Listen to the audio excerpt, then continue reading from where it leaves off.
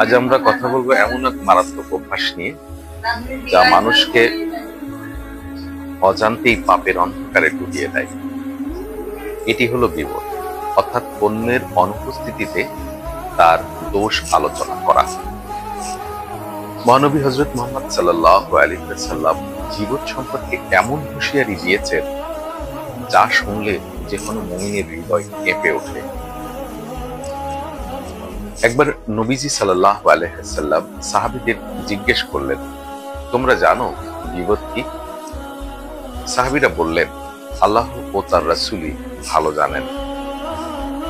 তখন নবীজি সাল্লাল্লাহু আলাইহি ওয়াসাল্লাম বললেন, তোমার ভাইয়ের সম্পর্কে এমন কথা বলা যা সে অপছন্দ করে। একজন সাহাবী জিজ্ঞেস করলেন, হে আল্লাহর রাসূল, যদি ওই কথা তার মধ্যেই থাকে? নবীজি সাল্লাল্লাহু আলাইহি ওয়াসাল্লাম বললেন, যদি তা সত্য হয় তবেই তুমি গীবত করলে, আর যদি তা না হয় তবে তুমি অপবাদ দিলে। সহিহ মুসলিম।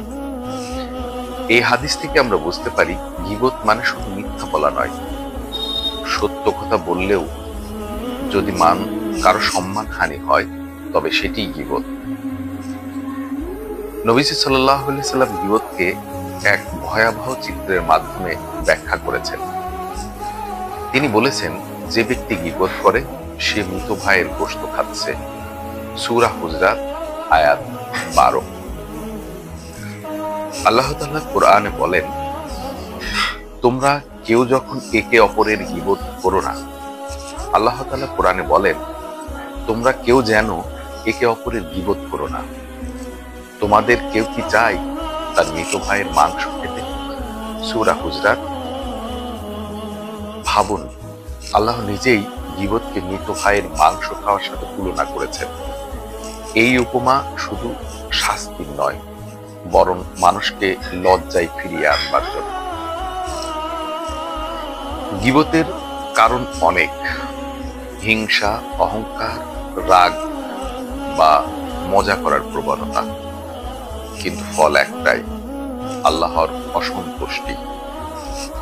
নবীজি সাল্লাল্লাহু আলাইহি ওয়াসাল্লাম বলেছেন, কিয়ামতের দিন গীবতকারীর আমলনামা শূন্য হয়ে যাবে।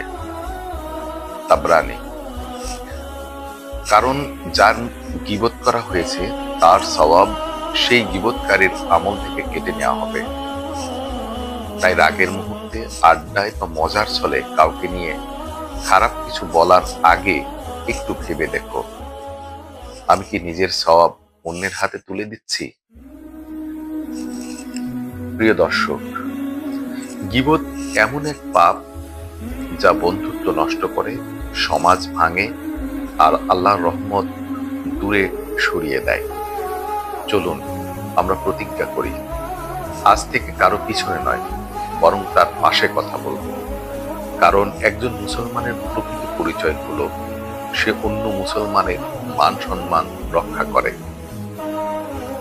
আল্লাহ আমাদের সবাইকে গীবত থেকে বাঁচার তৌফিক দিন। জাযাকাল্লাহু খাইরান।